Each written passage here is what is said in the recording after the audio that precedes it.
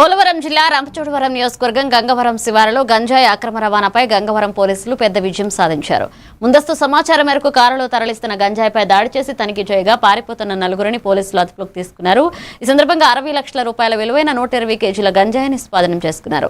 SI Venkaiah మీడియాతో మాట్లాడుతూ DSP Ashraf Ali పర్యవేక్షణలో ఆపరేషన్ నిర్వహించినట్లుగా తెలిపారు. మహారాష్ట్రకు చెందిన నిందితులు ఒడిశా నుంచి మైదాన ప్రాంతాలకు గంజాయి తరలిస్తున్నట్లుగా వెల్లడించారు. 5 సెల్ ఫోన్లు 2 కార్లు స్వాధీనం చేసి నిందితులను కోర్టుకు తరలిస్తున్నట్లుగా తెలిపారు.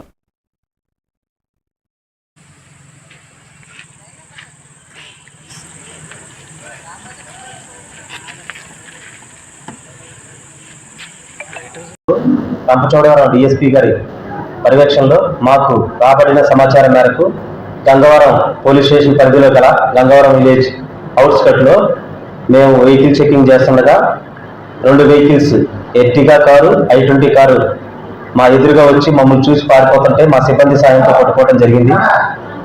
ఆ కారులో 120 కేజీల గంజాయి సుమారు 60 లక్షల విలువైంది గంజాయిని సీజ్ చేయడం జరిగింది.